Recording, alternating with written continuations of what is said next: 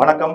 பேரறிவும் பேராற்றலும் கொண்ட இந்த பிரபஞ்சத்தை வணங்கி உங்களையும் வணங்கி வாழ்த்தி மகிழ்ந்த அடியேன் ஜோதிட வெற்றிபாலன்.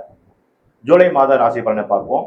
ஜூலை மாத ராசி பலன் பார்ப்பதற்கு இந்த மாத பலன்களாகிய மாத கிரகங்களாகிய சூரியன், சுக்கிரன், புதன் மற்றும் செவ்வாய், இந்த 4 கிரகங்களுடைய கோல்சார நிலைகளை வைத்துதான் மாத பலன்கள் நம்ம சொல்லுவோம். இந்த 4 கிரகங்களுடைய இந்த கோல்சார நிலவரத்தை இந்த மாதம் எப்படிலாம் கிடக்குதுன்னு பார்ப்போம். முதல்ல சூரியன் எடுத்துக்கலாம். சூரிய பகவானை பொறுத்த வரைக்கும் இந்த மாதம் மிதுன ராசியில தொடங்குகிறார். அவர் கடக ராசிக்கு இந்த மாதத்தினுடைய ஜூலை 17ஆம் தேதி பயிற்சி ஆகிறார். புதன் பகவானை பொறுத்த வரைக்கும் கடக ராசியில் புதன் பகவான் வக்ரகதியில் இருக்கிறார். ஆரம்பத்திலிருந்தே ஜூலை 8ஆம் தேதி வக்ரகதியிலிருந்தே அப்படியே கடந்து பின்னோக்கி சென்று மிதுன ராசி மண்டலத்தை போய் பயணிப்பார். இது புதன் பகவானுடைய நிலவரம். சுக்கிர பகவானை பொறுத்த வரைக்கும் கடக ராசியில ஆரம்பத்தில் இருக்கிறாரு.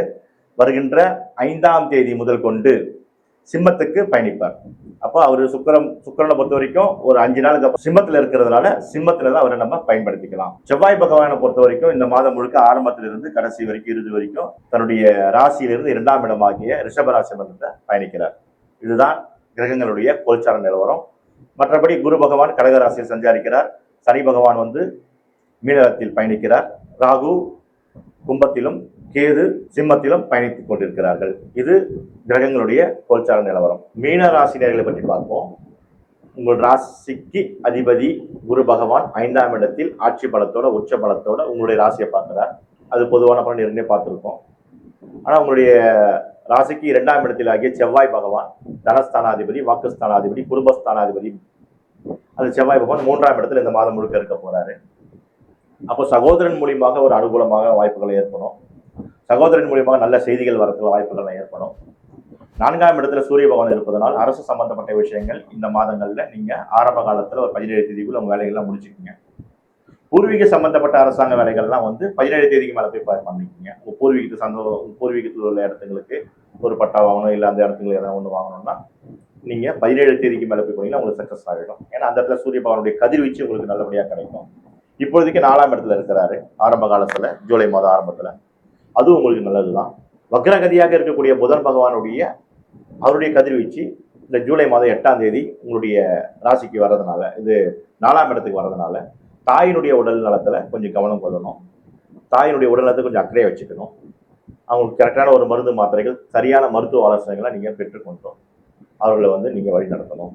ஏன்னா உங்களுடைய ராசிக்கு 4ஆம் இடம் ஆகிய மிதுன ராசி மண்டலத்துல தான் அந்த ராசியாதிபதியாகிய புதன் பகவான் அவர் அந்த இடத்துல வர்றாரு, வக்ரகதியா வர்றாரு. அதனால தாய்க்கு சம்பந்தப்பட்ட விஷயங்கள் வரும். அது ஒரு வண்டி வாகனங்கள்லாம் பார்த்து ஓட்டுங்க. அதில் விளையாட்டத்தை ரொம்ப பண்ணாதீங்க. வண்டி வாகனம் தேவை இருந்தால் மட்டும் எடுத்து பயன்படுத்துங்க. மற்ற டைமில் பொதுவான வண்டிகளில் ரயிலையும் பயணம் பண்ணிக்கோங்க. நீங்கள் 2 வீலரில் ஓட்டுறது, கொஞ்சம் ஹெல்மெட் இல்லாமல் சேஃப்டி இல்லாமல் போகிறதெல்லாம் கொஞ்சம் அவாய்ட் பண்ணிக்கோங்க. ஏன்னா வக்ரகதியில் புதன் பகவான் இருப்பதனால சொல்கிறேன். குரு பகவானை பொறுத்த வரைக்கும் உங்களுடைய ராசியை பார்த்தாலும் உங்களுக்கு 7.5 சனி நடைபெற்று கொண்டு இருந்தாலும் அந்த தாக்குதலை குறைக்கிறதுக்கு உண்டான விஷயங்கள்லாம் குரு பார்த்துக்கிறாரு. சனி பகவானுடைய அவருடைய வீரியத்தெல்லாம் அவர் பார்த்துக்கிறாரு. ஆனால் இந்த கோல்சார நிலை பிரகாரம் இந்த மாதங்கள்ல வக்ரகதியில் இருக்கக்கூடிய புதன் பகவான் உங்களுக்கு 4ஆம் இடத்துல வருவதனால், ஆரம்ப காலத்துல 5ஆம் இடத்துல இருக்காரு.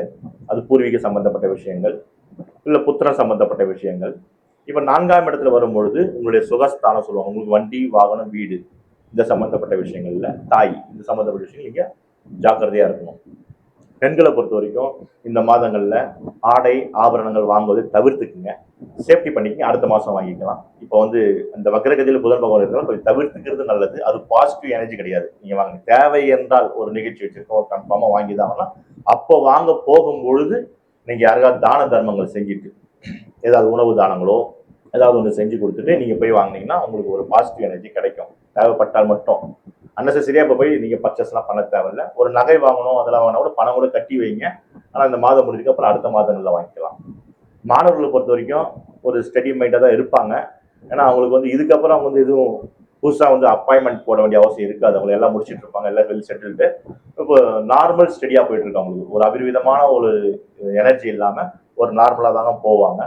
அதனால அவங்களும் வண்டி வாகனத்துல கொஞ்சம் பார்த்து பாதுகாப்பா போகணும், வரணும். பேரண்டோட கைட்லைன்ல அவங்க போயிட்டு வரட்டும்.